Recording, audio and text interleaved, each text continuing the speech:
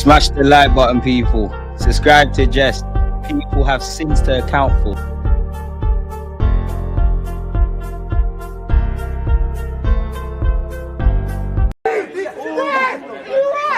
Boy, Mikel Arteta shout me. I won't go out like Kiwior. And I ain't seen Kiwior do this. Let the game speak.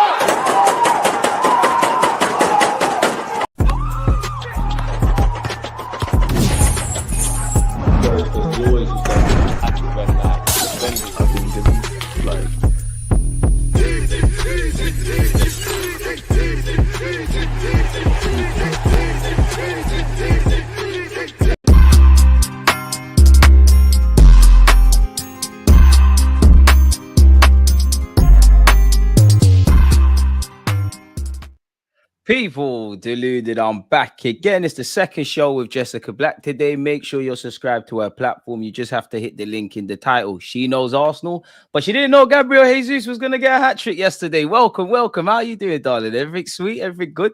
We're here. Everything is good. Nobody had a clue that he would score that hat-trick, so here we are. Jesus did. Yeah, he did. And it was a really, really nice one, too. Yeah, so let's talk about Gabriel Jesus for a moment. Let's talk about Gabriel Jesus. What did you make of his finishes? I thought they got more and more confident. You know, you think about what happened against Monaco and how he missed 2 point-blank chances. He just looked so much more confident after that first one. And I actually thought the first one was the nicest one, that little chip. I thought that was really nice. And they just got more and more confident. And all it takes is one goal, and I'm really hoping that this is like his introduction back into the 11 as or even just the group as somebody that we can rely upon to give us good performances. But I thought his overall performance yesterday was really good. I don't even think it was just the goals. I think in general, his movement was good. And once people actually started passing it to him, facts, nice. You know, so I think you're bang on the money, Jeff. Yeah. You're bang on the money. And like you said there, for me, it was a twofold. Obviously, Gabriel Jesus got goals. That's what you want from a striker. But I feel goals are one thing, and they've been plaguing him through his career. I would say since his injury and he's come back, it's been like what you was alluding to, the overall impact. And we've spoken about on your platform today, and you've said it a couple of times in Jesus' defense, in that sometimes there's been a bit of scapegoating while there's question marks. His performance is like Monaco. Yes, he missed 2 chances that he should be bagging, but his performance was back here. And I'm happy for the man's confidence, whether he shows us some form or not, because obviously he got a hat-trick. We all know about his lack of goals. It does show Arteta in some way that I might not be in your thinking, but give me an opportunity. As we spoke about on your platform, and you made a great point, you know, it's a big week for him, really. He's become a father of 2 now. His wife is pregnant. Obviously, he had his kid watching the game. So it's always nice. Now, in true Arsenal fan way, I want to ask you, just because, you know, we've all been slagging off Jesus. He's finished, he's this, he's that. A bit of a twofold question. Do you think he'll kick on now? And do you think he should start on the weekend? Well, ever since the Nottingham Forest game, I think that his performances have gotten better. So I have to think that he is coming to a little bit of form, because again, the Monaco game, the only thing people really spoke about was his lack of finishing, but he actually got an assist in that game, a really nice assist for Saka's goal. So I do think he's coming into a little bit of form. And when you just watch the way that he's moving, remember, it's like can he trust the knee? Is he afraid that something's going to happen to the knee? He looked very That's tentative. A good point.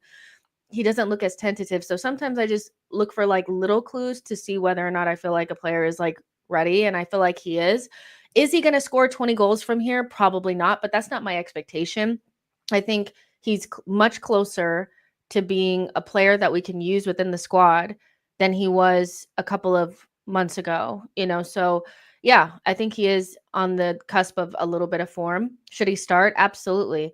I feel like, you know, there's nobody on the left that's really locked down that position in a way where I feel like he shouldn't maintain a spot in the starting 11 after a hat trick. You just don't drop somebody that you just can't, especially if you want to get him back into some level of form. If you drop him at the weekend, then it's so what did I do all this for him? And sometimes I do feel really. Yeah, sometimes I feel like we have pre-planned 11s where it's okay, this 11 is going to play in midweek and then the next 11 is going to play at the weekend. And I get that. But sometimes I think you have to make room for somebody coming into form so that you could take advantage of the hot hand at some stages. And we might be right on the cusp of that. So yeah, if Jesus could give us a purple patch, I'll take that. Because right now we're not there just though, but I would take it as well. Yeah, I would take a little purple patch because right now we have like Saka and Havertz. That's not the Havertz from the back end of last season. Let's just say that, that we're relying upon. So we need at least one more. And if it's Jesus, he's our highest earner, second highest earner. Of course, I would want him to earn that paycheck, So yeah, I'm happy for him, and I'm hoping that this is the edges of a little bit of form. Does he start against Crystal Palace, and where does he start? Do you know? Are you take dropping Havertz or? I mean, I'm not against him starting at the 9 because I feel like Havertz hasn't really been playing that well. And I don't think it's because Havertz is shit. I think it's because Havertz has played a lot of football and he doesn't look, his physicality has dropped quite a bit. His physicality, like when he's going up against center backs now, instead of being able to hold up the ball, like you remember, like he did against Liverpool at home last season, he was right up there with Konate. He wasn't getting thrown around like a rag doll. Now it feels like his physicality has dropped, which makes me think that maybe he's not quite physically up for it. And he's played a shit ton of football. Like Havertz has played a lot of football. Aren't you scared if he's dropped for Crystal Palace though? Like Kai Havertz. That's like, because for me, I'd play Havertz and put Jesus out wide. Not saying I'm right or you're wrong. Yeah. You're kind of alluding to Jesus through the middle. I'm not against it because if we get 3 points, we get 3 points. But yeah, won't it make you nervous? Not necessarily, just because we've played 7 games or so with Havertz up front, and sometimes it's good and sometimes it's not. So I feel like my nervousness around a game is rarely about the 11. It's mostly about how we try to play. No matter who plays, remember, Havertz started against Everton. Odegaard started against Everton. Saka started against Everton. The football was horrendous. True. And people are like, oh, well, we just have to start our starters. Our starters played against a bad Everton and could not score a goal and played diabolical football. So for me, it's about how we try to play versus who's in the 11. Now, the 11 definitely gives you different tools and different things that you can and cannot do. And my bigger concern about Crystal Palace is, are we going to clam up and try not to lose?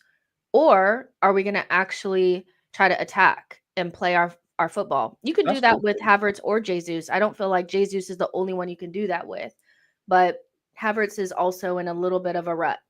So if Jesus started through the middle, I'd be okay with that. But also if he started off at wide, because Havertz is not the only one that's in a rut right now. So I just think he deserves to start.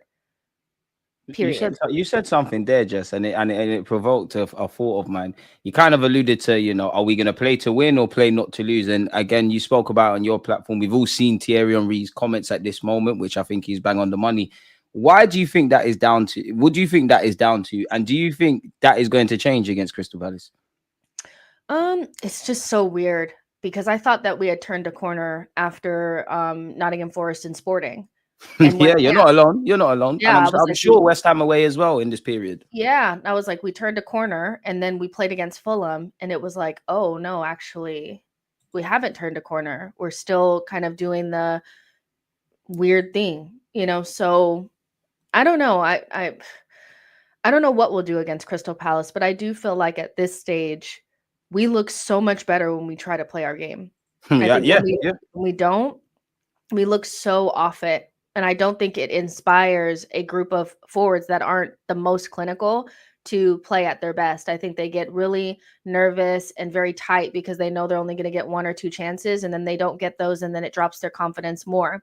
So I guess not to be Emery, but if I had to go into the Crystal Palace game, would I prefer to win 1-0 and play bad football and nick it on a set piece, or would I rather win 3-2? I think I'd rather win 3-2 because I want the attackers to get engaged in this season. I feel like they've been so hot and cold and they don't play well when we play like that. And I actually expect Crystal Palace to come out and play because they're going to be at home. I don't expect them to sit in a low block. I don't think that just dump them out the cup. They want revenge. It's a nasty ground to go to if you're on the away side. Yeah, so I don't think we'll have that same, oh my gosh, we're, just so afraid of the counter kind of thing, because I feel like it'll be more of like an even game. So why not go out and at least try to play our style? Like we've tried to play this more pragmatic style and it hasn't really given us the rewards that we probably feel like we deserve. Arteta feels like we should have won like our last 6 games. So open up just a little bit. you know? How much of that just then is down to the Mikel Arteta? Because being devil's advocate, a team is a reflection of the manager, and Arteta's played throughout his 5 years now. Whether it's circumstantial, whether it's down to the personnel, maybe it's PTSD. Where you look at how we play compared to that 2023 season, he has shown different games and whatnot. But I think in these last 2 years, we've been very cautious. I'm not saying that's a bad thing, but we've been quite cautious. How much of that is a reflection on the manager then and his tactics?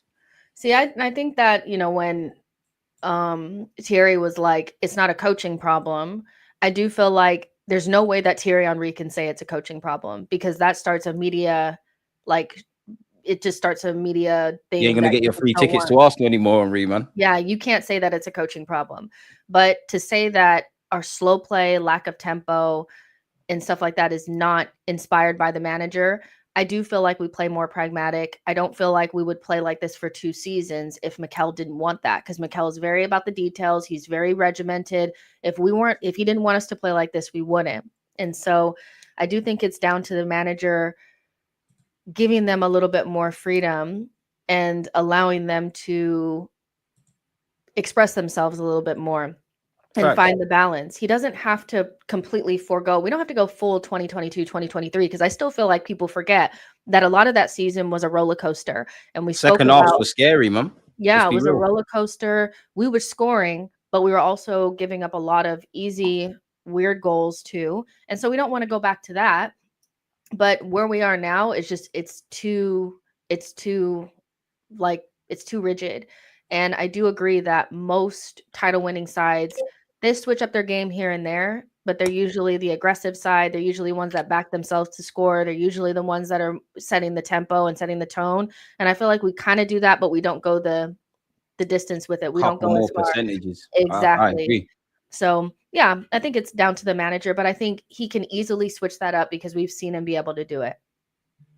I want to talk about Raheem Sterling then, because obviously we played Palace. Gabriel Jesus is going to be the biggest talking point. The man got a hat trick. Me and you have waffled about him on your platform and mine. What did you make of Sterling, man? Because I actually feel, not that there's too much to go off, I'm not a fan of Sterling generally on the right hand side, but I actually feel he was quite good apart from that miss. But what did you make of it? I think Sterling is going to be one of those where, unless he's just scoring like 4 or 5 like goals, he's going to be.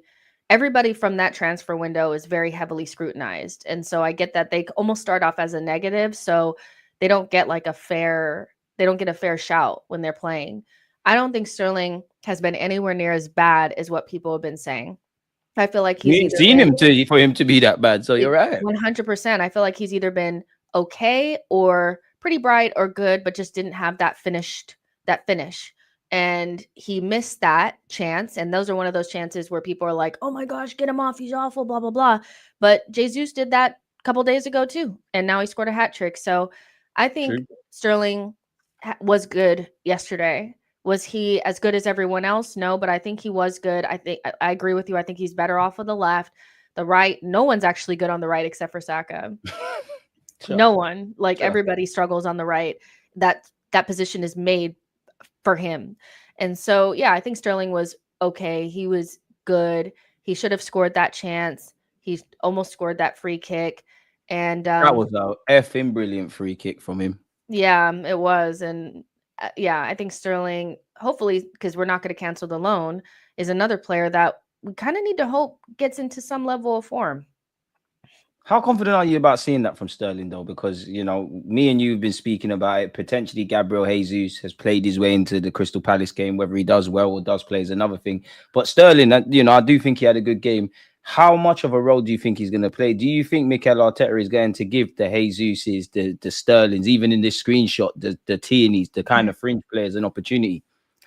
Honestly, I feel like Sterling is the new Reece. And I feel like if you remember what Reece was given in terms of playing time, then you'll know what his role is probably going to end up being. Reece didn't play. Even if he played decent, he never really got the start the next day. He got the minutes that Saka wasn't going to play in these cups. It's just, yeah. So I don't think he's going to play a major role. I don't think Arteta, probably unpopular opinion, I don't think Arteta wanted him really. And so it's like he doesn't have a lot of incentive to try to make it work with Sterling. He just needs him to basically relieve Yeah, Saka. body. Yeah, relieve Saka in these domestic cups. And so, yeah, but the Raheem Sterling thing for me is more of if somebody were to get injured, just like we felt like, oh, there's no way that we'll get down to the bare bones at the back. We're at the bare bones at the back. We're watching Kieran Tierney play games for Arsenal Football Club in almost We're watching 2025. centre backs who close their eyes trying to head a ball play. So, yeah, that's pretty much my feeling on Sterling. Is that, do I anticipate him playing a bigger role? No, but in the event that we have to play him, I'd like for him to have at least some performances under his belt that make him feel confident enough to go out there and play his game. What did you make of Kieran Tierney? Because I don't know what to make of it. Obviously, I like Tierney. I think everybody needs to accept that it's over now for Tierney. Obviously, he's going to be at the club for as long as he can. But I think isolated to that game, he wasn't bad. He was almost like a left winger. It was nice to see a traditional left back. And I would love for Arteta on occasion, especially when we're chasing games or trying to break down low blocks, to deploy guys in their organic positions. But I don't know about you, Jess. But for me, I think people overdoing it with Tierney yesterday. Like, I just think they're overdoing it. The performance was good, but nothing to write home about. I actually think MLS's performance against Monaco was significantly more impactful. But people love Kieran Tierney, and I don't blame them. I love Kieran Tierney. There was a moment where I was like, this guy is going to be our captain. He's going to be Did the he not put the guy. ball in for Sterling as well? Yeah, but the injuries are just what they are, and he's not at the level required for us to go to that next level. And we're very sentimental, we're very nostalgic, we're very emotions FC.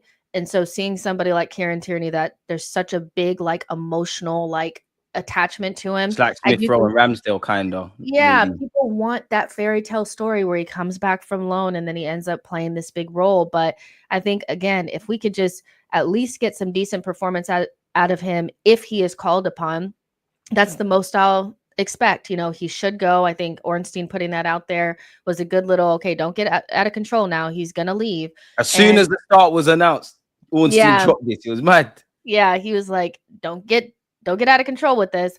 And I think Tierney just at least gives us a visual of what it could be like to have a natural fullback in the team.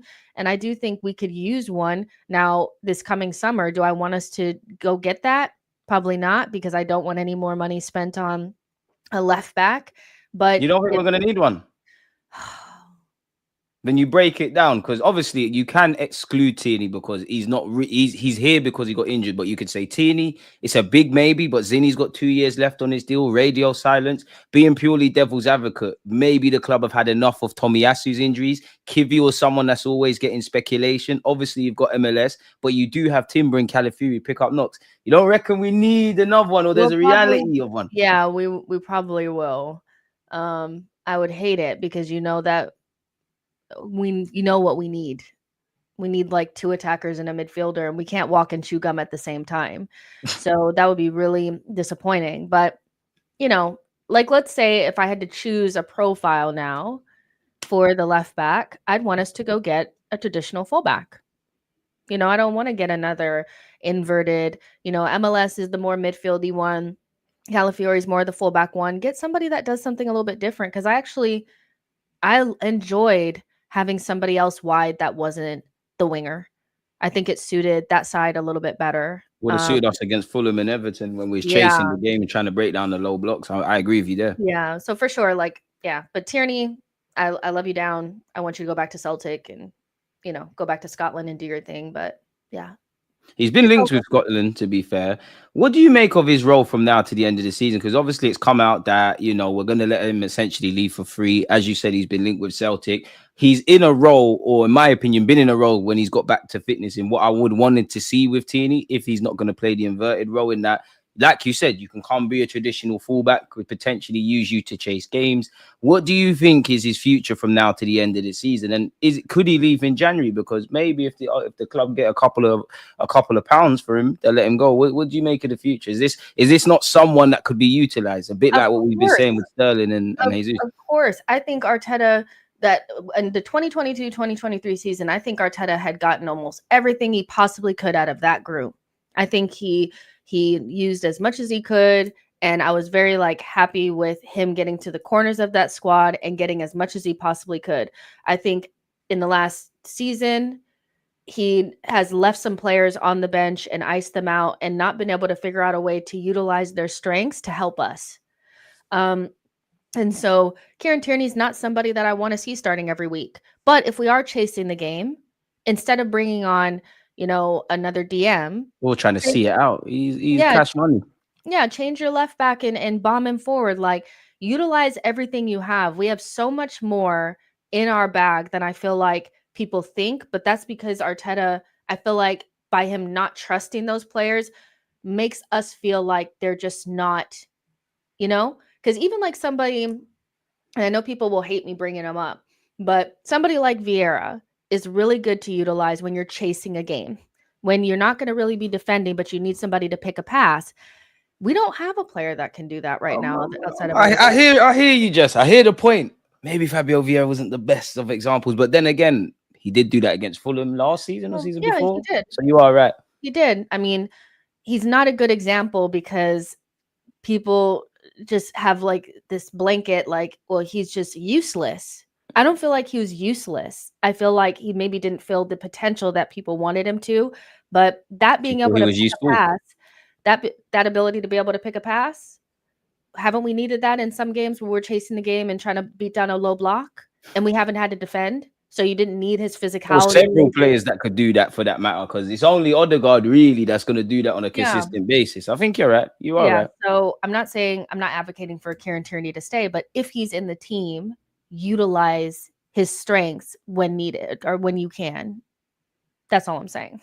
You know what? As an Arsenal fan to an Arsenal fan, again, this is a safe space. I've always wanted to ask someone else this, and I must admit, what I'm about to say, it really was sparked when nobody really came forward for Kieran Tierney, when it was made clear with Arteta that you're not involved. Did we overrate Kieran Tierney? And that doesn't mean I don't think he wasn't good. He wasn't one of the best in his position. But it's like, when like, not the love has gone, but it's like you can see what is in front of you. Was he ever as good as we made out? Myself included. I'm defo guilty of those crimes. Was he ever? Because I know I'm not saying Zinchenko's better than him. Zinchenko's only better at being in that inverted role. But when I saw Zinchenko's debut season, when I was watching Tierney at Sociedad, when the love for the player was kind of removed, it's a bit basic, isn't it? Really? So here's my thing with Tierney.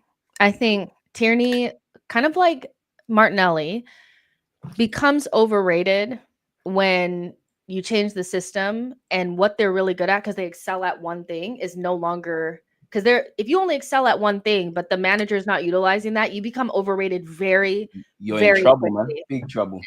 Yeah, but if you look at what their main strengths are, if a manager I don't think Tierney is that much different to like a Andy Robertson type of player. And it's only like recently that people have been saying that Andy Robertson has been overrated, but I feel like it's been a couple of seasons now where, it's like he just kind of bomb forward. He puts in good crosses, like he's aggressive, but like he's nothing like Trent.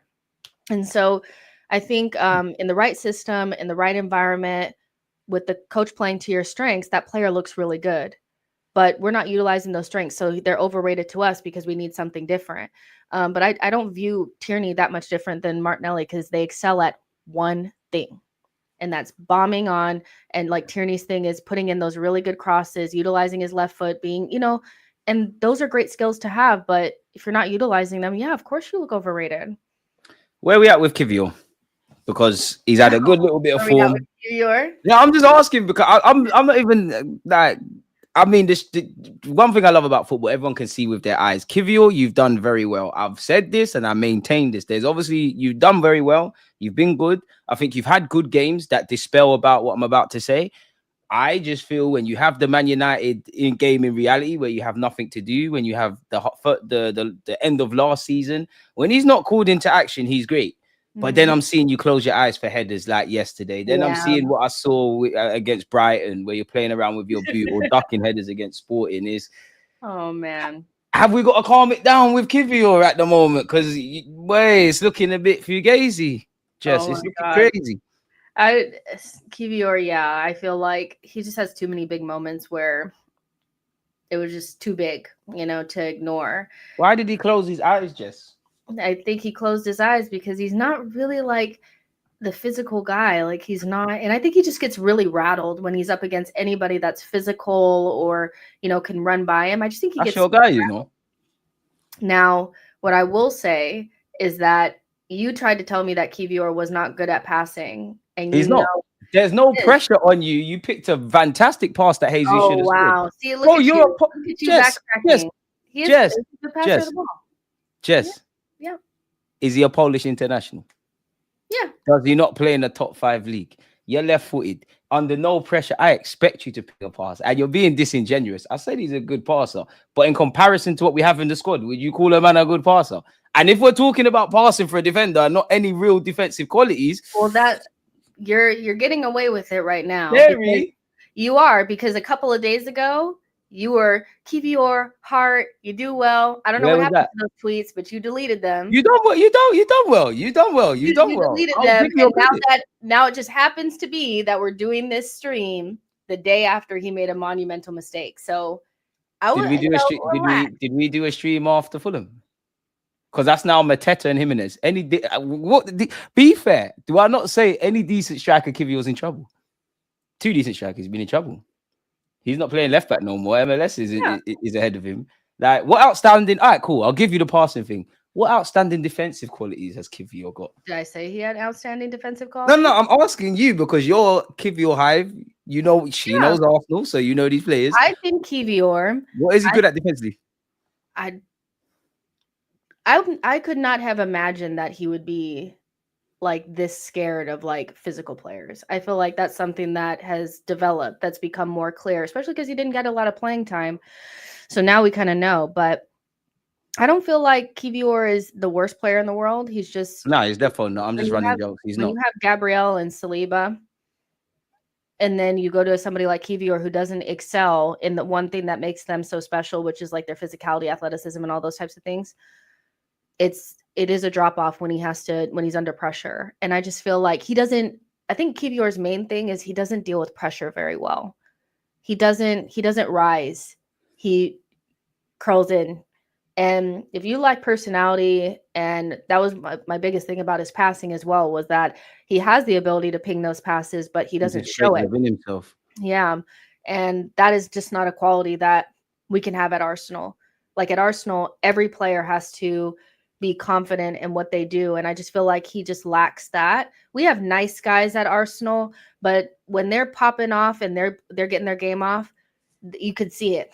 He's probably the one player that I look at times and I'm just like, pop your game, like do your shit, like what, do your thing. And he's not doing it. And so, yeah, he's somebody that I'm not sure if we can move him on in January because I wouldn't. We just don't have any depth. But we're at the box of chocolates thing with him now, where you look at his performances, you're like, okay, you could get a Man United performance or a Monaco performance, or you could get... You don't have to do nothing in them games. Like, I'm not even dissing him. I know, but that's just what it is, though. No, you're right. But that's my thing with Kiwior. It's like you're good. And banter aside, I know, listen, Jess gets on to me when Jesus does dead. I'm always gonna give it to her when it's Kiwior. But banter aside, I just feel with Arsenal fans, whether it's around Mikel Moreno, kind of the sentiment we spoke about on your platform around Ethan and the changing opinions. I think there's every week there's crazy opinions. Like Kiwior's gone from being the best thing since sliced bread, he's gonna hold on to that space to now. And why is it for you that he lacks the aggression then? That's what I'm trying to ask you. Like, why? Obviously, you're not a trainer and all these things, but he's played in Italy, the University of Defending. He's a Polish international. Why is he above everything so timid for you? Like, what is it? I just think it's his personality or something. I really don't know, because it's just like, surely you're a defender, so you should have a little bit of like that and nastiness. Yeah, you must have it because we signed you for some reason. Also, yeah, honestly, I really don't know. And I just feel like, as much as I think the player, because I felt very similarly about Fabio Vieira, that as much as I know that there's talent within, if you're not bringing it out, then that's on you. Yeah. So there's nothing I can do. You must be moved on. Like, we need to have somebody that can come in, that can step in for Saliba or Gabriel. And you're not going to be able to be that guy long term. I don't know, what the future lies with Calafiori, but I do think at some point he'll move center back, and he'll provide that that sturdiness. But yeah, Kiwior, you can't be ducking. You can't be ducking. You can't be closing your eyes, man. Like, and Now you're that was yesterday was crazy. It's just I'm yeah. because I want And Kiwior to do well. I love the football club, but it's like, come on, bro. well, Like, his come on. mistakes are so costly. Like, I can think of That's the thing. Yeah. 4 off the top of my head where it's like you make a mistake and we are instantly punished within the worst possible way.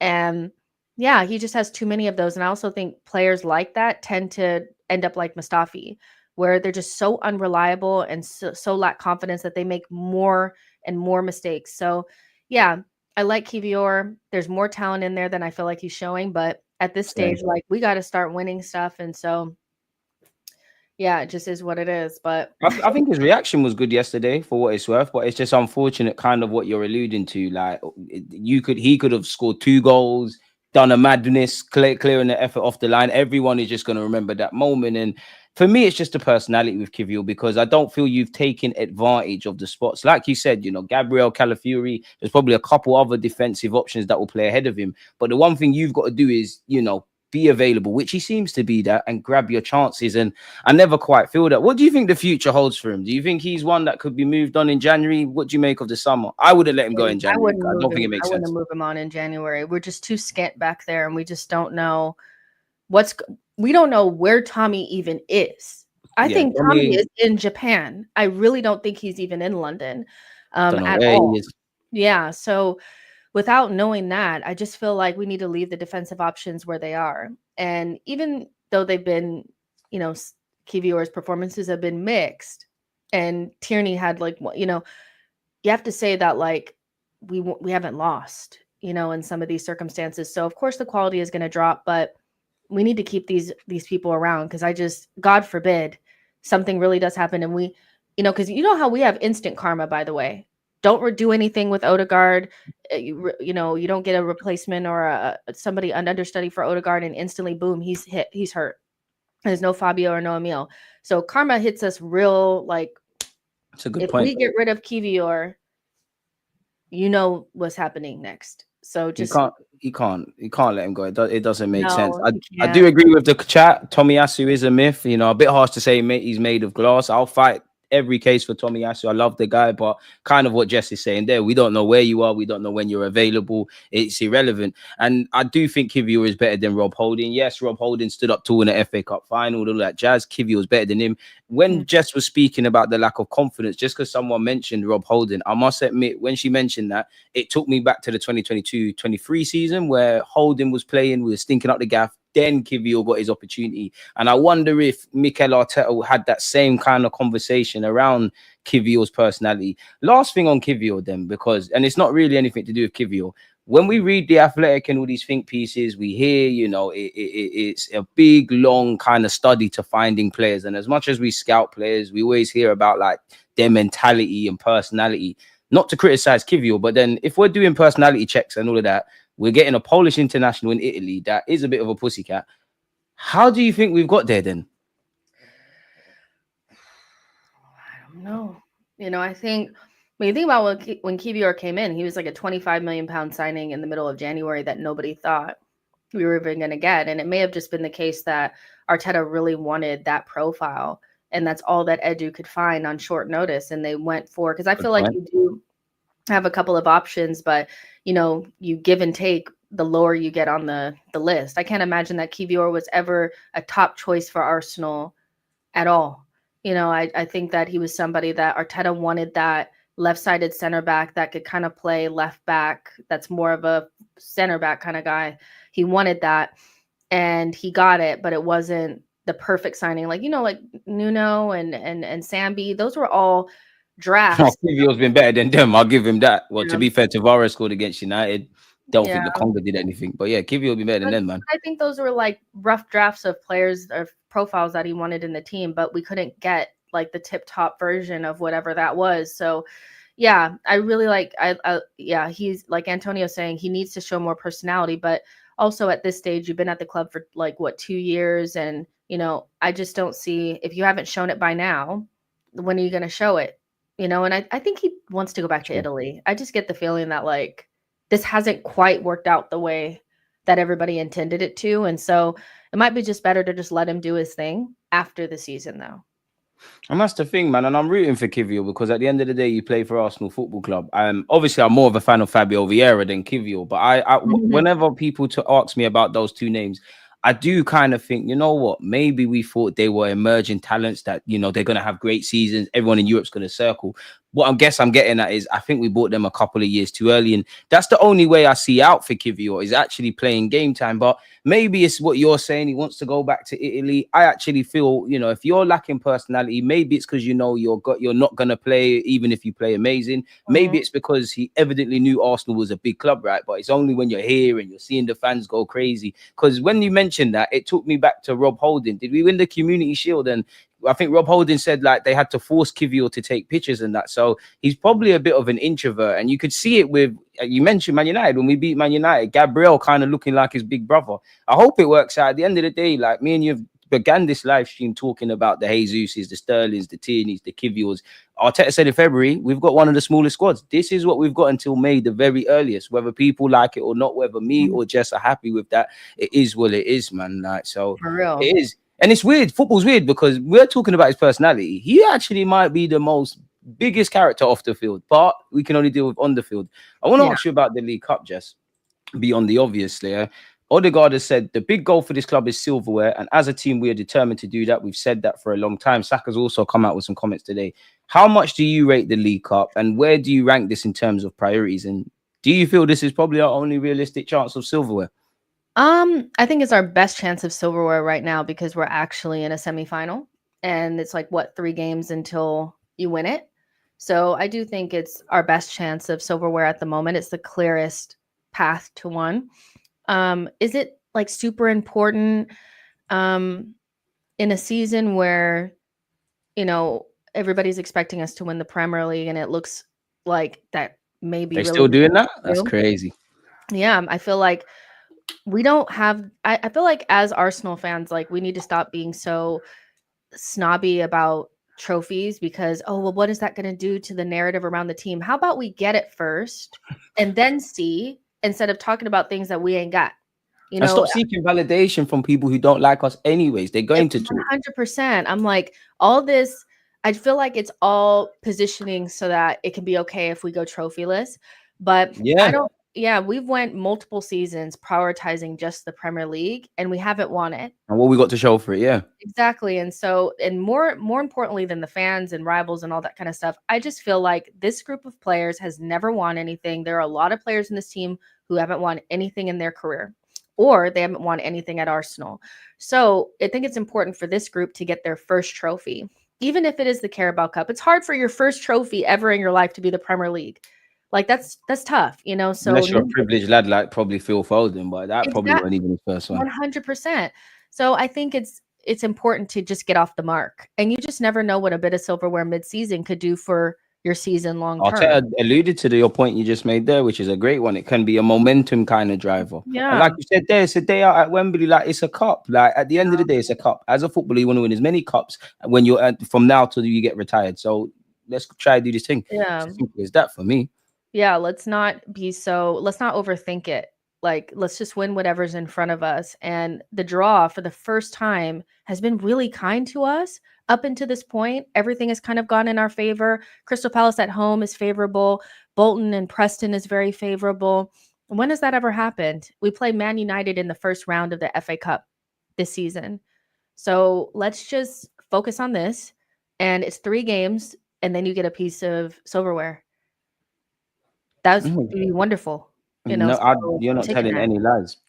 What do you make of Mikel Arteta's comments about the 3 trophy thing, like the 2 Community Shields and the 1 FA Cup? Oh my gosh, I was like, Mikel, he's shameless. I can't lie. Give me the ick. Just like me, man. He's shameless.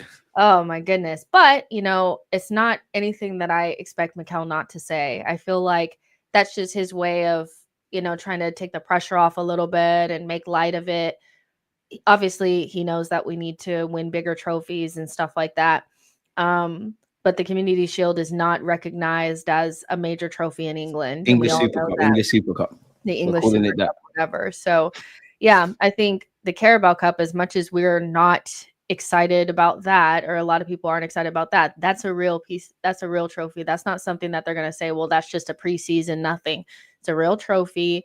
And I want to see us win it. I really want to see us overcome this whole get in the domestic cups, do nothing, not persevere. We're staying in long enough now where we might get a little bit of luck. I've seen bad teams win trophies before. We're a good team. We're more than capable of winning this. I want to see us win this one. Like you said there, man, and it's like when you're starving, you gotta eat what's available on the table, really and truly. As you said, whether these players have illustrious careers, you've not won significant things, if any, at Arsenal, or you're young and you haven't won anything. The amount of players that are playing in all these leagues, playing in the Champions League, playing in the League Cup, the active amount of players to those that actually win trophies, the numbers are small. And I think it's very snooty, our approach as football fans, really. I think the players, of course, you dream of the World Cup, Premier League, Champions League, etc. But I think the players want to win it. And like Jess said there, crucially, we're so close to doing this. We might as well attempt it. And the goalposts are going to move. We win one Premier League, which I'd love. We ain't done it in 20 years. We won one Champions League. They're going to say, oh, you've only done it once. We don't win a League Cup. Mikel Arteta has ended trophyless. He wins that. Oh, it's only that. The goalposts are always going to move. Stop seeking outside validation. Who would you want in the semi-finals? Assuming, the Spurs United game isn't done yet. You got Newcastle, you got Liverpool. I would say, to be honest, I would prefer to play Newcastle. I just feel like there's too much narrative around Tottenham/Man United. My heart cannot take going out of a cup against Man United. My heart cannot take it. So I'd rather, if we're going to meet up with Liverpool or Tottenham or Man United, I'd rather it be with the magic of Wembley on our side. Newcastle over 2 legs, I feel like we can beat them. We were as bad, like our bottom level this season was Newcastle away. They only beat us 1-0. They're beatable. They're beatable, even with Bruno Guimaraes growling and Isak doing up his baby Henry. They're beatable.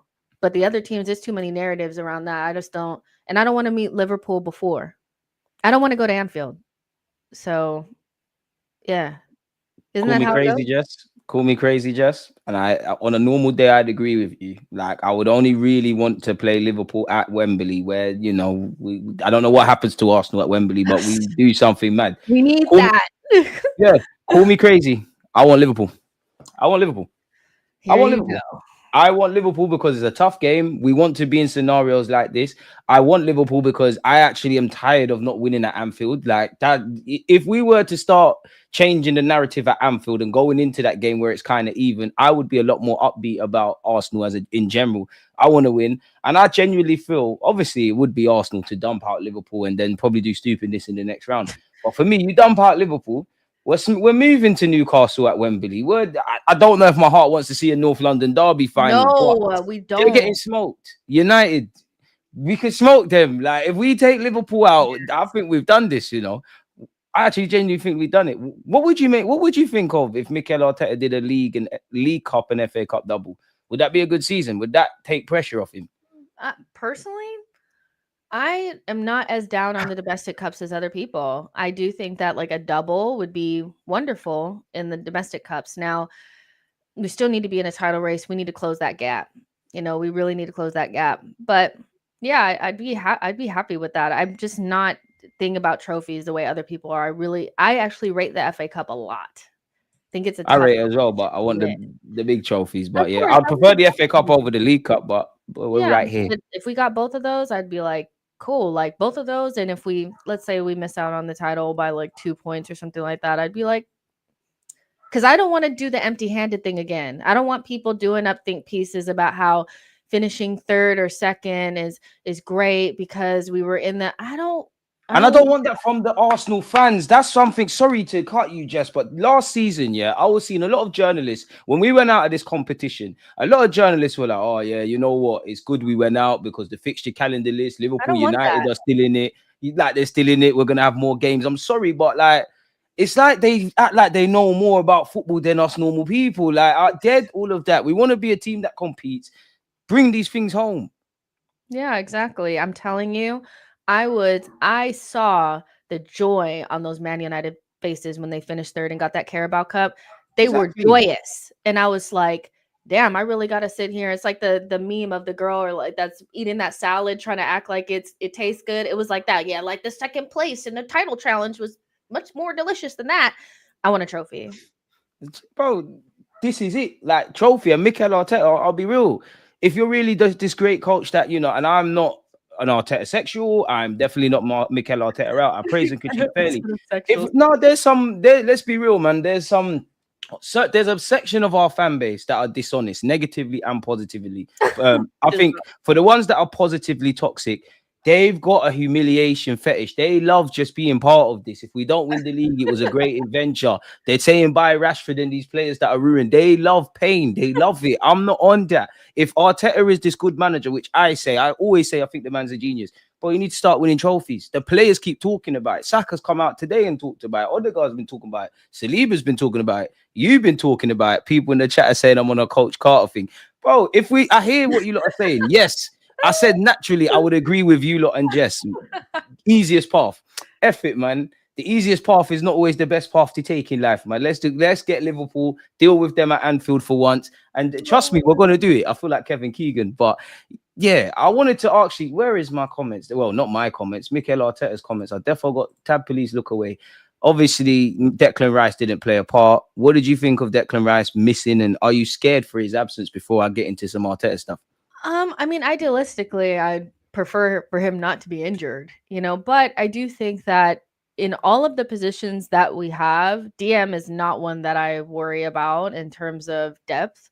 We have an embarrassment of riches when it comes to that DM position. So, I mean, Georgie is somebody that quite literally gets no credit.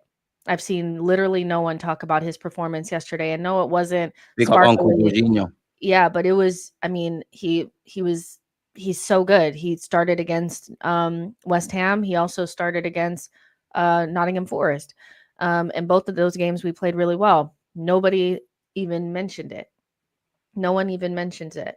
So I think, Declan Rice is having a little bit of the second season scaries, I feel like, where, he's in and out and, his performances have fluctuated.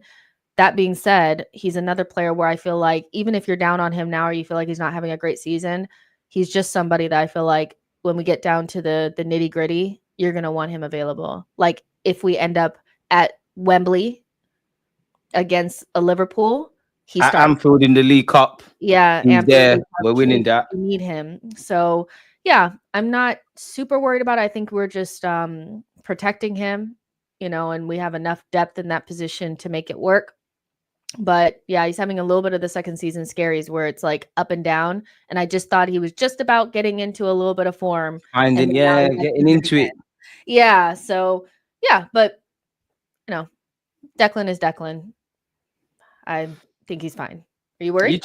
I think he is. I don't know, man, because I sound like a hypocrite. Because Mikel Arteta, he's been playing a bit of a game with players being fit this season recently. I'm sure you read the press conferences as well. I thought, yeah, you know what, Declan's going to be right. Now I'm of the belief that Declan probably said, Gaffer, I can be in the squad tomorrow. I could potentially start. Arteta probably said, you know what, let's not risk it safe. We'll deal with it on Saturday. But now, and again, when you factor in everything, I don't know. You said and you're not wrong. You mentioned our depth and said, if one position were cool. But at what point do you get a bit nervous then? Because obviously, if I look at this, obviously we've got Crystal Palace, then we've got Ipswich, then we've got Brentford, then we've got Brighton, and then United and Spurs, and we'll stop at Villa.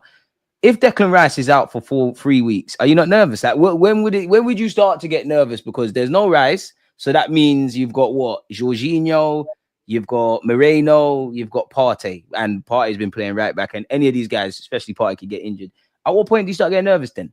I feel like once we get into the knockouts of the Champions League, and if he's not available for them games, then because we need him for City, Liverpool, those games. Those are the games where I feel like you have to have Rice. I feel like our performances in those games against those teams have went up significantly. And now that he's available for those games. But, I'm looking at these fixtures and obviously like Brentford is such a funny team because they are so bad away from home, but they are like Liverpool at Anfield. We need him there, Jess. We need Rice. We'll need him there. 2 weeks, these 4 weeks, we're going to need him. I'm not going to lie. We're going to need him. Yeah. So hopefully he's ready. I think he will be though. I think they're just protecting him, but yeah, we'll see how it goes. But I think he'll be available. And people were saying we don't need him and he's holding us back. So, y'all should be Anyone excited. saying that's crazy, man? Declan Rice, out of all the issues, if anything's holding us back, it's because the man's not playing as a six. We have still not replaced Granit Xhaka. We still don't have a left-hand side. We still ain't got that winger that's even 50% of Saka, let alone a striker, let alone better depth. And these are not things that just me or you lot haven't said. These are not things to the outside world that we've stumbled across within these 16 games. Even the creativity and open play in terms of personnel or what we're seeing tactically. Do you think Lewis Skelly should be given a chance in that left 8? I mean, yeah. I mean, I don't see that left 8 is such It's still a open weird season. positions that I would want to see Ethan there. I'd want to see MLS there. I feel like there's room to try to. The only players I don't want to see there are like Trossard. I don't want to see him there anymore. But yeah, why not? MLS has. I feel like that position requires somebody with a little bit of get up and go with their passing and somebody that's not afraid to be on the ball and make things happen. And he has that about him. So yeah, I would love to see him in that position. I'd love to see Ethan in that position. I am dying for us to just buy another midfielder. Jess, I'm a broken I'm tired record. of this. I'm happy you said that because it's nice that someone else is on my platform waffling about needing an 8. Like, we've been knowing this. Like, since me and you have probably even started doing content together, we've been knowing this. And I actually feel that's something that has kind of indirectly kind of shot Declan Rice and more so Mikel Moreno because, no disrespect, Moreno, I don't think you're a long-term 8. I don't think you're a level raiser. I think you're a squad player, a floor raiser. But then we're doing this thing where we're taking squad players, trying to make them regulars and acting surprised, in which, okay, I'll tell. If you said he's an 8, he's an 8. But when Moreno isn't necessarily looking silky on the ball and all of these things, ultimately not doing something that he hasn't, the criticism, it feels like it's self-inflicted. Speaking of criticism, I want to get into this Mikel Arteta stuff. He said a bunch of things and I'll read them out. And then at the end, let me know how you feel around this period. Mikel Arteta said on criticism, we deserved to win the last 6 games by a mile. Then there's another sentiment where, again, when asked about our reliance on set pieces, that's always the narrative. When you score 5 goals, then another 5 and another 3, you're not going to talk about it. When you don't score a goal, you're going to come back to it. That's normal. That's the narrative. But for us, it doesn't change. We want to improve regardless if we score 3 or 5 goals. Even though we didn't concede anything on Saturday, there are still things defensively I want to do better. It doesn't change our work. What else have we got? Following the Everton game, he said, I'm very disappointed not to win because we fully deserved to win the game. We conceded no shots on target. We dominated direct play. We did all the right things up to the last 20 meters. And then you look at our XG. What do you make of that, Jess? Because for me, every time we don't create, that's going to be the issue. You can have all the statistics. You need to put the ball in the back of the net. These are not new problems, but you're the guest. I want to know what you feel about that. Arteta is really good at talking around things, and he always has a good excuse or not excuse, but a good answer or a reason after games to try to rationalize. Because I don't think that he's saying these things to the public and then going into the locker room and saying, yeah, but actually, I don't believe none of that. I actually really do think that he needs to make the players believe that they're doing the right things and that they just need to be 5% better in the final third, which, if we're honest, that's the truth. Whether you deserve to win when you win the game. I think it's very rare that you deserve to win something that you don't. But this is a regular theme, Gaffer, Yeah, I think once or twice, yeah, but this is a regular theme. For sure. I think the team that scores the most goals deserves to win. But does that mean that you're the better team? No, those are 2 completely different things. You can be the better team and still lose. And I think that's kind of what's been happening with us, is that we have been dominant, but once we get into the final third, we just look bereft of any sort of ideas. And it's just a matter of whether or not we decide to attack or not. If we're going to hold on to the ball for dear life because we're afraid to lose it, or if we're going to do like what we did in the second half. I saw Timber dribble through the middle, lose it, and we want it back. I haven't seen him do that in weeks, but it's like we're so afraid to take those risks that we just don't do it. And I think we just need to take more risks in the final third. And, I know it's up to the manager to get you there, and then you do, what you can do. But I do think Arteta coaches us within an inch of a life, and I have a very hard time believing that he's telling them to be creative and just express themselves, and they're just not doing it. You know, I think that you need to loosen the reins just a wee bit because you're Just afraid a of any. little bit, just a tiny bit, Arteta. Because I think Arteta is afraid of any team that has a counter-attacking threat. The way that we set up and the way that we played against Man United at home, it was like Rashford wasn't even on the pitch, but he was scared of Rashford. We were passing so slow and so, you know, and it was like, they And the ain't got minutes in, he got a nothing. yellow card, safe off. Yeah, exactly. So yeah, I think Arteta has some scars from getting counterattacked against and conceding those goals. But at some stage, we need to back ourselves that even if you score that goal that Mateta scored, we're gonna respond and we'll beat you 4-1. You know, and I think that he tries to keep it down so much that he keeps our attacking potential to a minimum sometimes. So do you think he's too stubborn then? I mean, yeah, I think Arteta's hard-headed. I do. I think he sticks with things too long. I think he makes the same mistakes over and over, and we see that and we talk about it multiple times. But I say that he's like 90% of things that he does is good, but the 10% are the difference between us winning things or not. So that's why they're massive.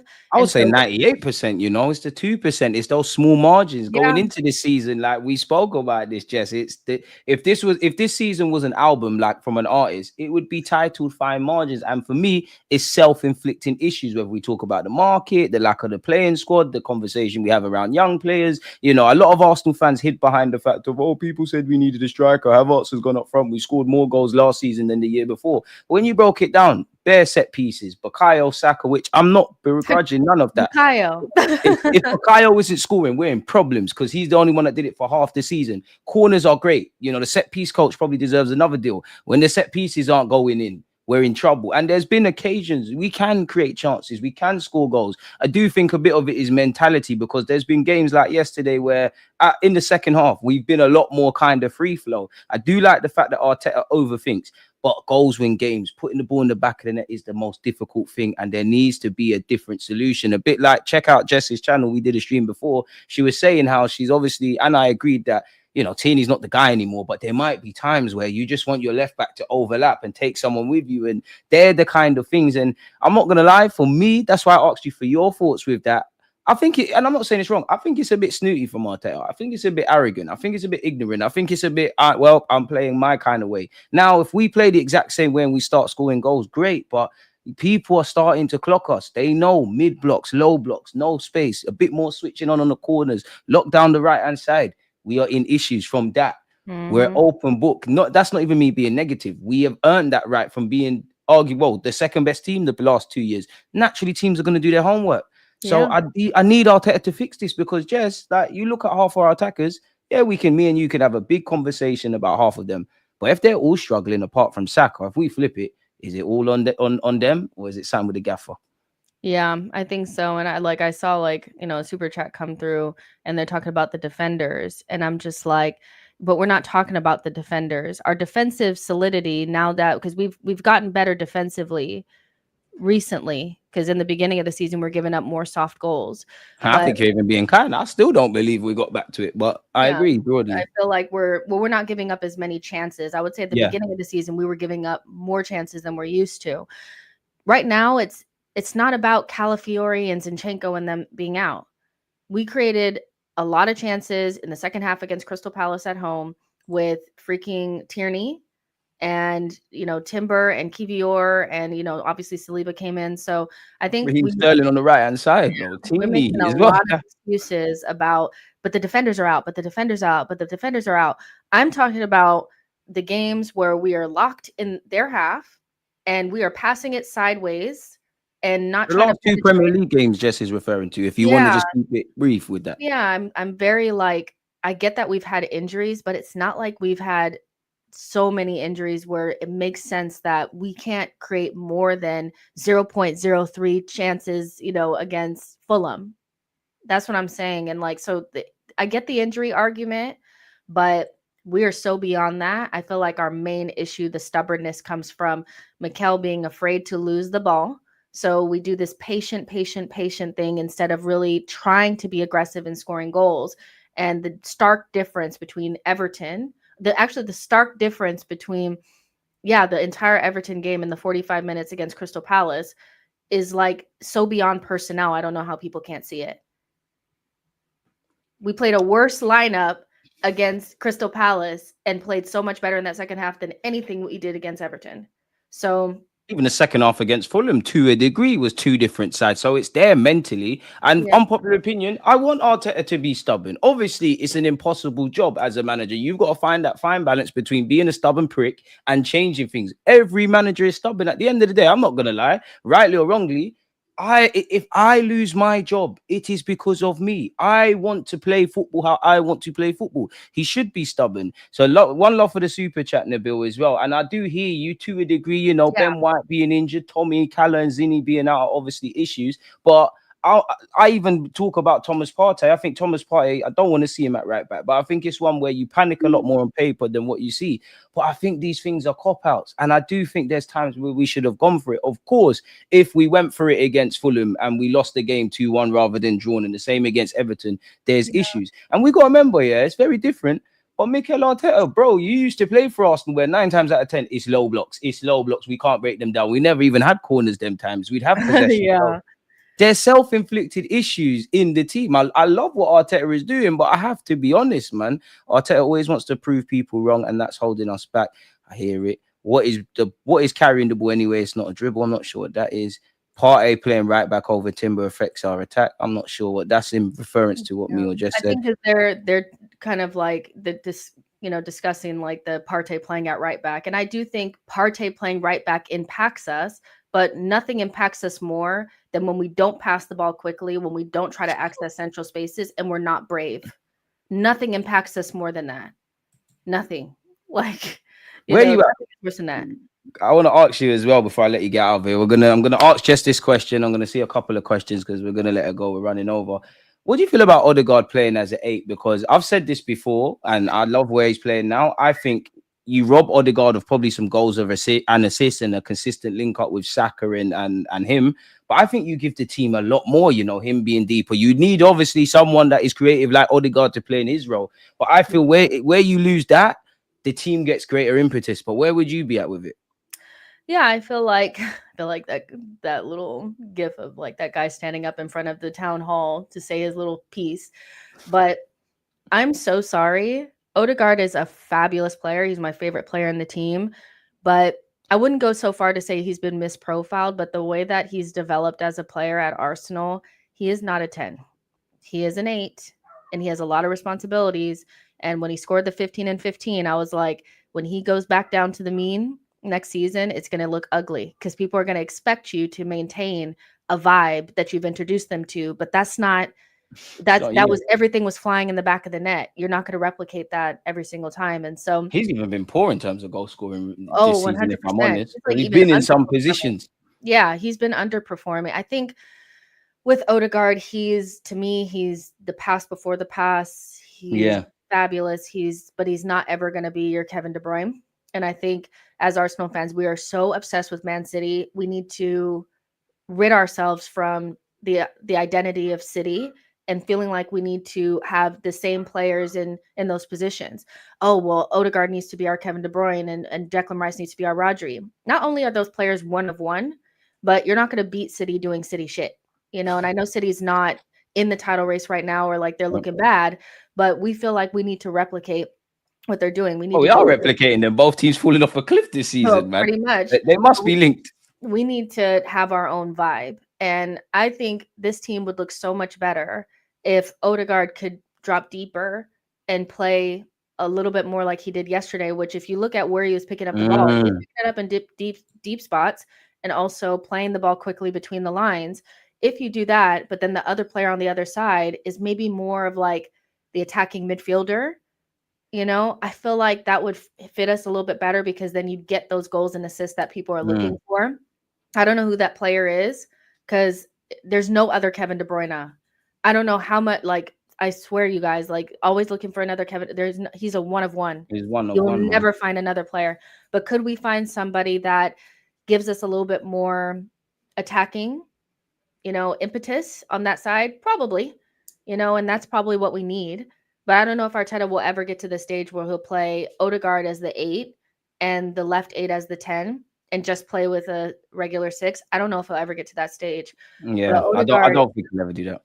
Yeah, in those deeper positions, that guy is special in those deeper positions, and he just happens to be able to do some 10 stuff. But that guy is an 8. Like, he is an 8. He's Wonder God. He's the class region. He's the closest. Again, I don't think he'll ever be better than Mesut Ozil, but he's the closest thing I am seeing to Mesut Ozil within this Arsenal team. I think there's two ways about it, especially what you just said with your example. This is going to sound mad. If we could have, especially in the modern day, in terms of that numbers, someone that just purely got Bruno Fernandes's style kind of numbers, definitely not how he plays, but that kind of numbers with Odegaard or a Cole Palmer, just allowing him to go deeper, we'd be a lot better. 2 questions for you before I let you get out of here, Jess. Why is Sterling being forced to play right wing? He's better than Martinelli and Trossard in the left wing position. And then there was something else earlier about Sterling getting 10 goals. Let me find it. But yeah, that's the first question. I feel like it's because he's just basically taken Reece Nelson's position, and Reece Nelson was even better on the left, but Arteta played him on the right. True. Literally, this player is brought in to relieve Saka of having to play in early stages of the cup rounds. And I think that's why he's playing there. He can play there, but it's not his optimal position. And right now, he is behind Martinelli and Trossard in the pecking order. And, you know, the pecking order really stays very solidified until Arteta is backed up against the wall. Usually it's just, he just plays the same thing, like this works, and that's it. So I think that's why Sterling is in that position right now. Piggybanking off that Sterling thing, and the final question, people, you'll have been amazing, as has Jess. If Sterling scores 10 goals in the second half of the season, would you guys keep him? I don't trust the club to make the right decision in that case. For me, big up Sterling, Jamaican and that, safe. Nah, one love for the 10 goals. Go and stink up the place at Chelsea, man, and be difficult to be sold by them. For me, I'm not on it. Where are you at? Yeah, no, I just feel like we need to freshen things up. I think Sterling is better than what he's showing, but the levels that he could get to, I just cannot get over the idea that we've chased Pedro Neto for years and he ends up at Chelsea and we end up with Sterling. We need to go get our choice, you know, and Raheem Sterling's not our choice. It's what we got. What we settled for. There was nothing else. There was nothing else in the fridge. It was that or go hungry tonight. Yeah. So yeah, I like Sterling, but no, you know, even with Jesus to a certain extent, unless he were to just, there's not much that would make me feel like we need to maintain him either. I feel like very still comfortable with the idea that we need to bring in 2 attackers and move 2 on. I mean, the way they're playing, you can't disagree with that. The only issue with Jesus is he's on a nice contract. He's got a long period of time here. You're probably more relying on Gabriel Jesus at this moment in time to force the move. A bit like even going back to Kiwior. I don't want Kiwior to be sold, but I think the only thing that would drive a January sales if Kiwior says, you know what, F it, I want to go. I don't think the club got an issue with that. At the end of the day, when the market closed in September, people, whether me, you, Jess, was happy or not, this is what we've got. We've got small hope for the January window. Jess is a lot more pessimistic than me in the January window, people. So if we get anything, it's a defender. Trust. Even that, I don't even know. I would go one step further and say a goalie, but I want to be pleasantly surprised, man. If I'm honest, I don't give you like that, man. Like it's not a please selling thing. It's not a please selling thing, but you're not levels. Jess, as usual, it's amazing having you here. We was on your platform before. Let people know the content to come out and where they can find you. Yeah, I'll do like a regular proper preview tomorrow, aroundish this time, so you guys can check that out. I only do live shows. I just cannot get behind the pre-recorded. So live shows almost every day. Type in Chino's Arsenal. Actually, it's in the title. It's in the title. You just click on that and you'll see me on there. And then follow me on Instagram at Jessica Black TV. So yeah, that's where you can find Jess. As I said, you know, people, if you've just come into this one, go and check out the video we did on her platform. She asked me kind of similar stuff, but there's a lot of different topics we didn't cover. And obviously follow her on the platform. In relation to my content, I'll be back at 7:50, 10 minutes before kickoff to see Man United or Spurs get dumped out. But people will be back next Thursday. On that note, everyone, safe. Obviously, Kiwior, you can't do this.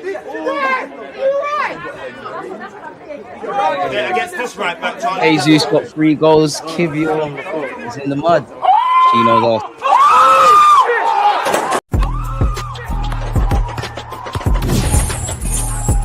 because he always just does red light.